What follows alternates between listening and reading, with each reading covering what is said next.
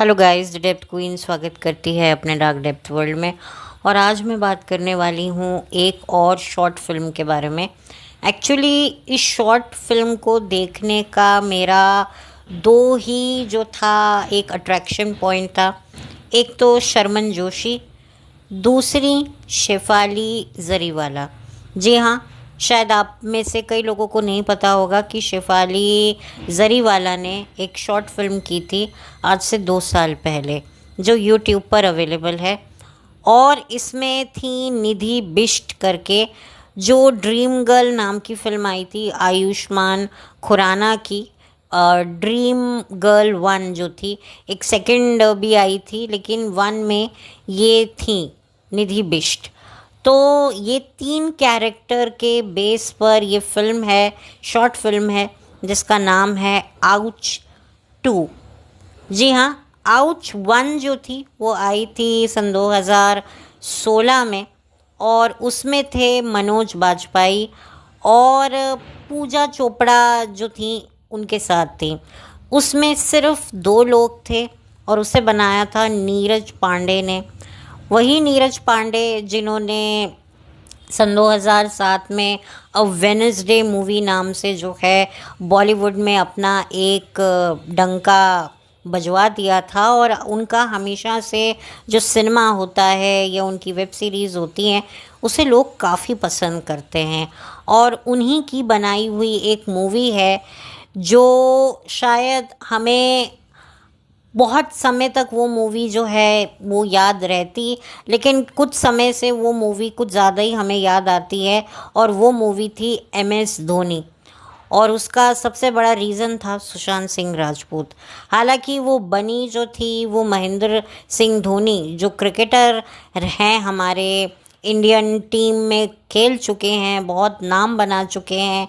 अगर मैं गलत नहीं हूँ तो वो कैप्टन भी रह चुके हैं, और काफ़ी उनकी एक समय पर फ़ैन फॉलोइंग थी। आज भी है, आज भी उनको जो है काफ़ी माना जाता है, बहुत उनकी रिस्पेक्ट की जाती है। यहाँ तक कि बॉलीवुड में भी उनको काफ़ी ज़्यादा पसंद किया जाता है। वही MS धोनी के ऊपर बायोपिक फिल्म बनी थी और नीरज पांडे ने ही उसे बनाया था। लेकिन वो फिल्म जो है वो महेंद्र सिंह धोनी की वजह से इतनी यादगार नहीं बनी जितनी सुशांत सिंह राजपूत की वजह से वो मूवी जो है वो यादगार बन चुकी है। यानी कि सुशांत के करियर की चुनिंदा बेहतरीन फिल्मों में से एक MS धोनी भी मानी जाती है। तो वही नीरज पांडे ने आउच बनाई थी शॉर्ट फिल्म, जो मैंने देखी।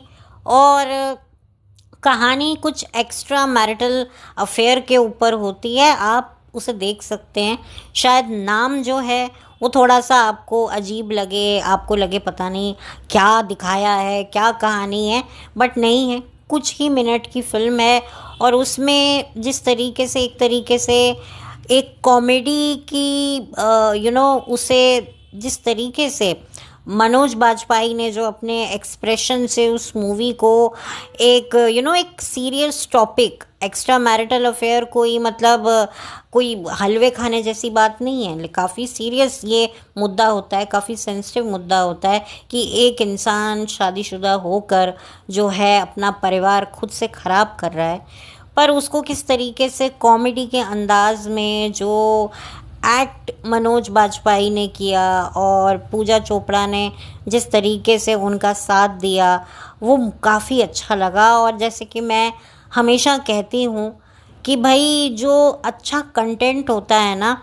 आप देखिए उसकी क्या कीमत है। जो एक बेहतरीन कंटेंट है, जो एक खरा कंटेंट है, वो यूट्यूब पर आपको फ्री में देखने को मिल रहा है। और जो फुहड़ क्रिंज नॉनसेंस कंटेंट है उसको आपको पैसे देकर खर्च कर कर OTT पर या सिनेमा घर में जाके देखना पड़ रहा है। तो यूट्यूब में भरी पड़ी हैं शॉर्ट फिल्म्स और एक से एक बढ़कर हैं। मैंने कुछ दिन पहले भी एक शॉर्ट मूवी के बारे में बात की थी, द लास्ट लेटर, कुछ ऐसा ही नाम था, जिसमें KK मेनन थे। तो खैर ये तो बात हो गई आउच की, लेकिन अब मैं बात कर रही हूँ जिसका मैं बनाने वाली हूँ वीडियो, जिसके बारे में मैं बात करने वाली हूँ, वो मूवी आउच 2 है, जो कि वो भी एक एक्स्ट्रा मैरिटल पर है। वहाँ पर आउच में सिर्फ मनोज बाजपेयी थे और उनके साथ उनकी गर्लफ्रेंड थी जिनके साथ उनका अफेयर चल रहा था। तो उस पर ये आधारित कहानी थी।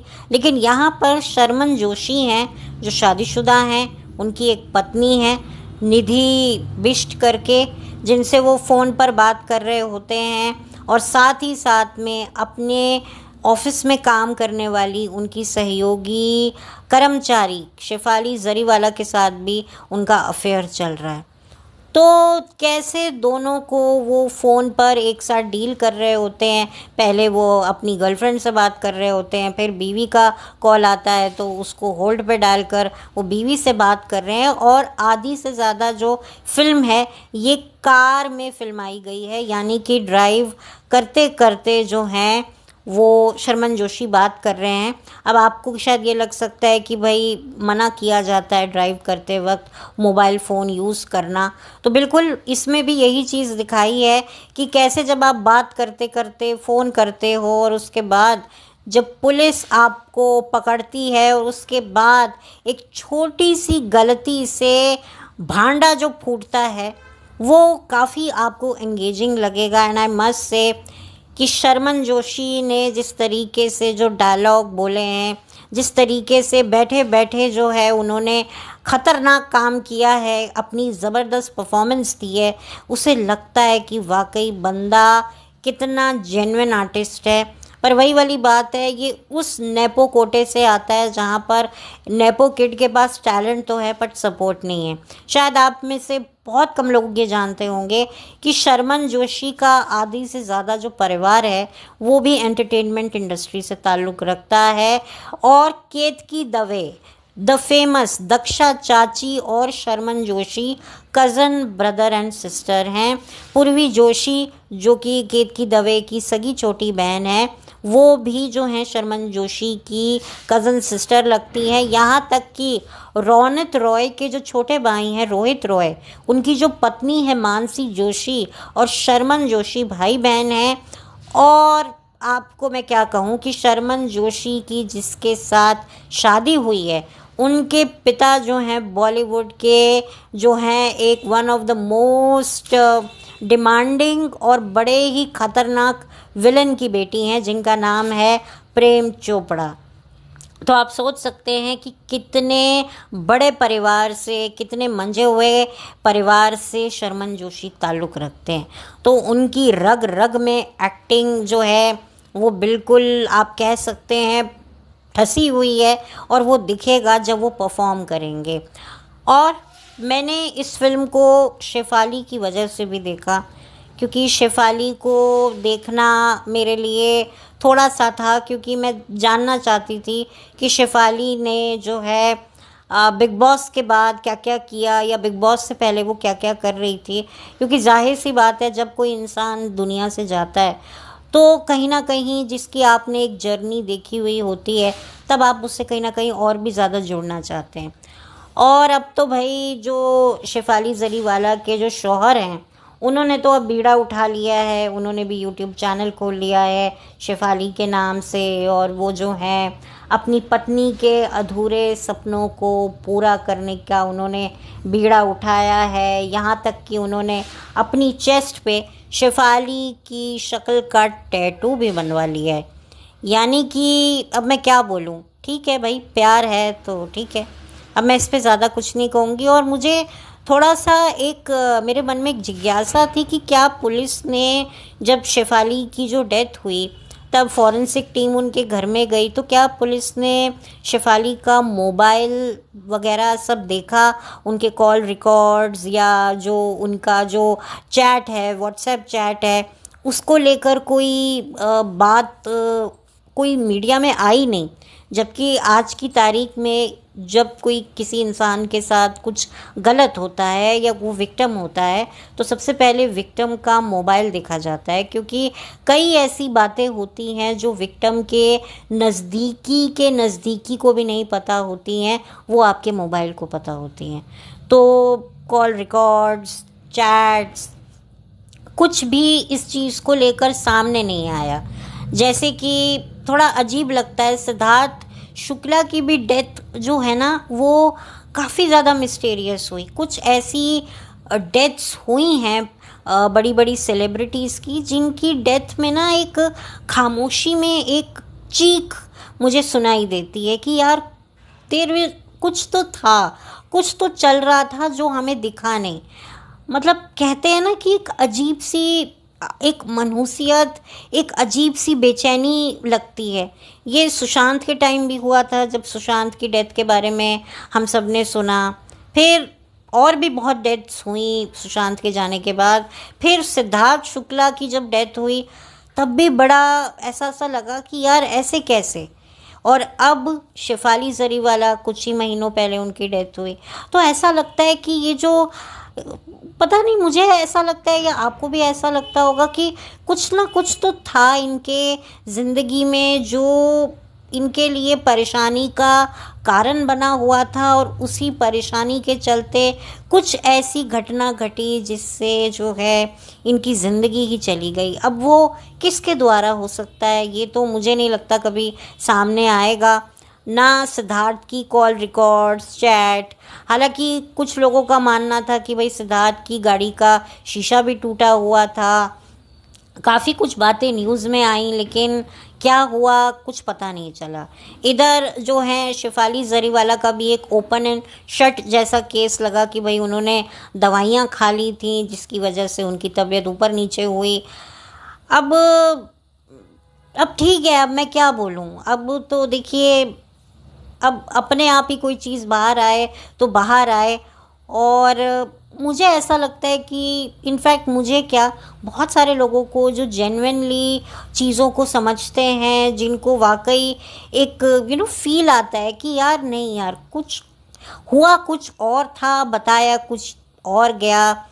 मैं यहाँ पर किसी का भी नाम नहीं लूँगी, किसी पर भी मैं पॉइंट आउट तो नहीं कर सकती हूँ, बट देयर इज़ समथिंग जो था, जो हमें दिखा नहीं। और ये एक हमारे आगे ये जो सोशल मीडिया की कुछ फुटेजेस आ जाती हैं हमें इमोशनल करने के लिए, कि हम उस टाइम पर इतने इमोशनल हो जाते हैं कि अगर कोई चीज़ हमें दिखाई भी दे रही होती है तो हमारे इमोशनल पने के जो कहते हैं ना, जब आप इमोशनल होते हो तो आप रोते हो, और जब आप रोते हो तो आपकी आंखें भीगी जाती हैं, गीली हो जाती हैं, और गीली आंखों में सब धुंधला धुंधला दिखाई देता है। तो कुछ ऐसा ही मुझे लगता है कि जब जब कुछ ऐसी डेथ्स होती हैं तो हम शॉक में चले जाते हैं। हमें समझ में नहीं आता कि अरे अभी तो देखा था।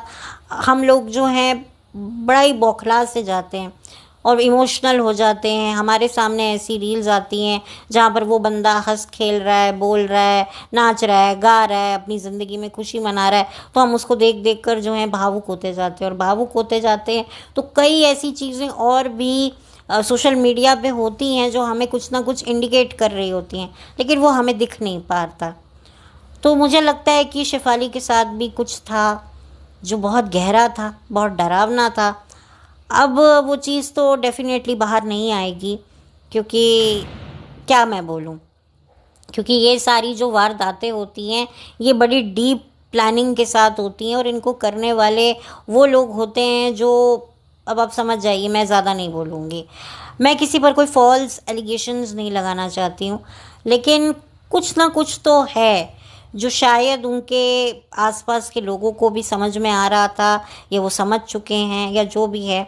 बट शेफाली का जाना बहुत ज़्यादा शॉकिंग था।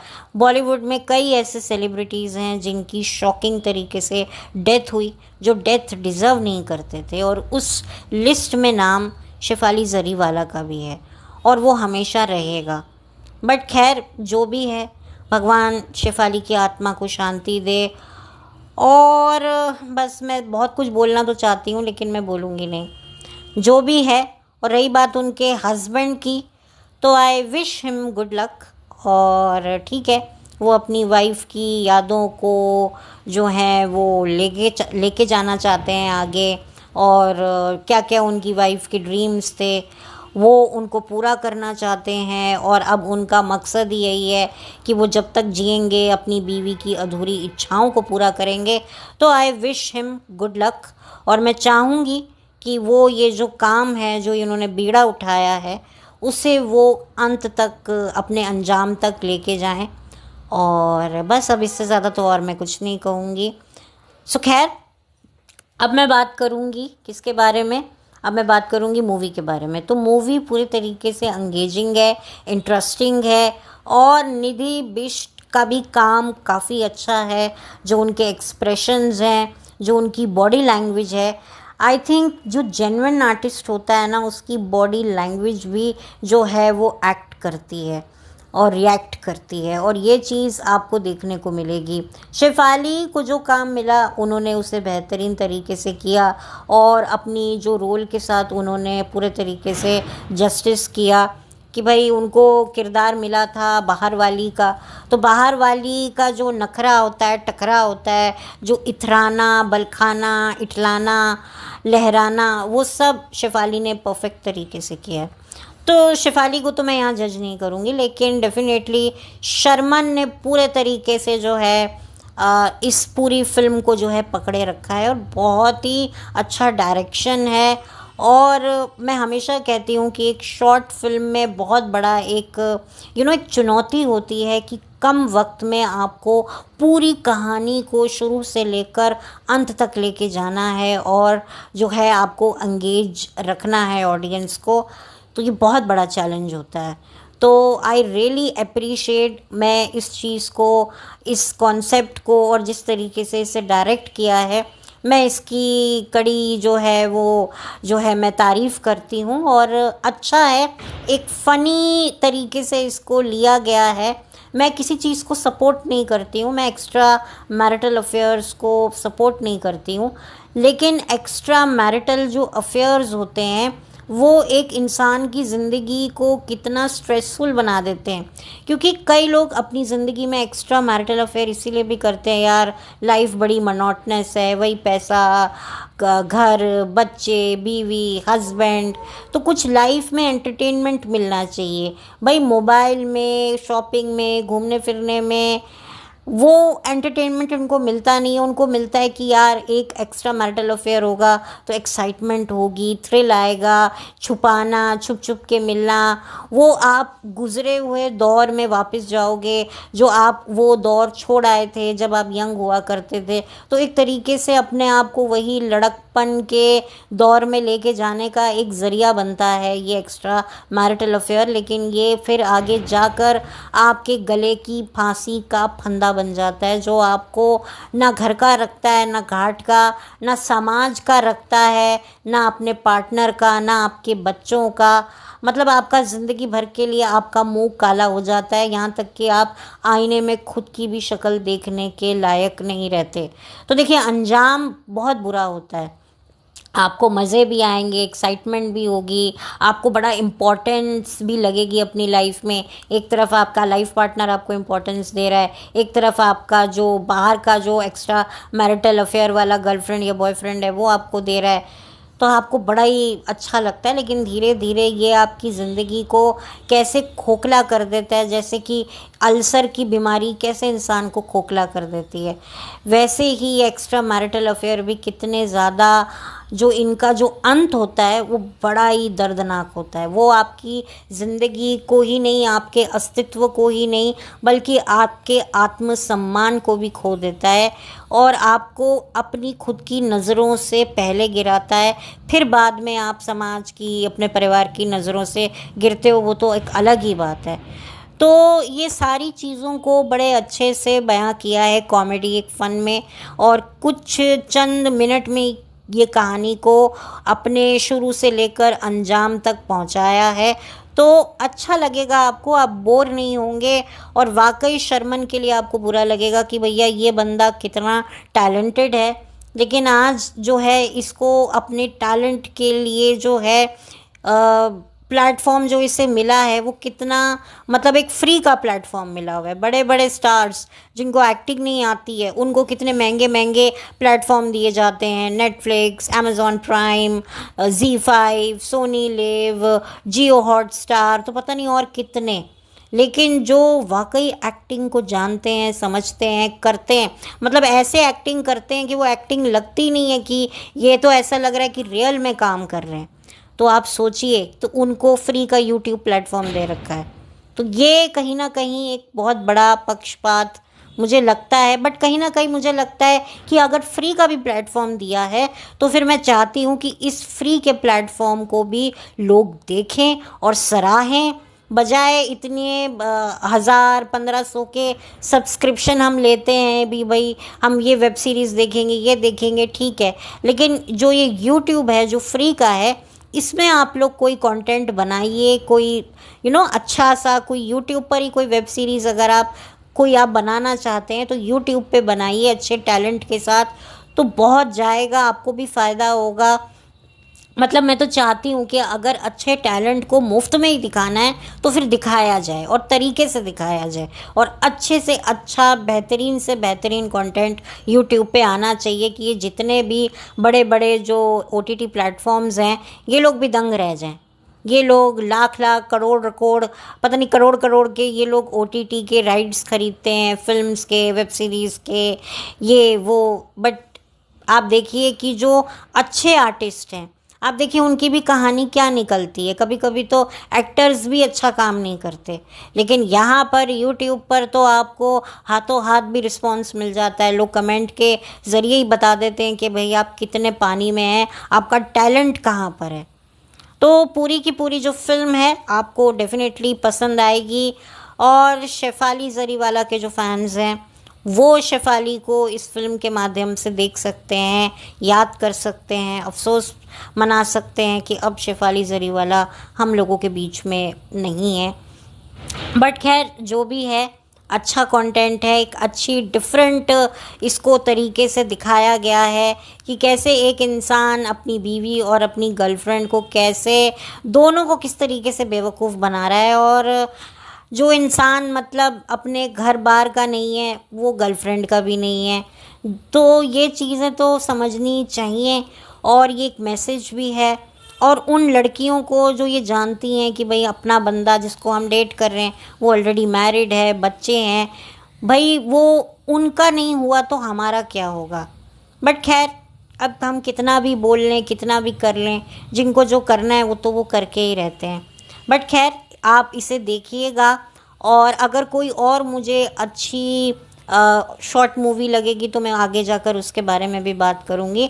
पर मुझे लगता है कि ये मूवी काफ़ी अच्छी है और इंटरेस्टिंग है, टाइम पास है, और एक अच्छे टैलेंट को अगर आप अप्रिशिएट करना चाहते हैं तो मैं चाहूँगी कि इसको ज़्यादा से ज़्यादा व्यूज़ मिले और लोग देखें, और इसी तरीके से एक अच्छा टैलेंट जो है वो सामने और आए और उसको आगे और प्रमोट किया जाना चाहिए। तो बस मेरा यही एक मेरा उद्देश्य है। और शर्मन जोशी एक बेहतरीन एक्टर हैं, और जो निधि बिष्ट हैं उन्होंने भी अपना काम पूरे ईमानदारी और पूरे परफेक्शन के साथ किया है, और शेफाली जरीवाला तो है ही। तो खैर इसी के साथ अब मैं चलती हूँ, लौट कर मिलती हूँ। Have a blessed day, bye, thank you so much.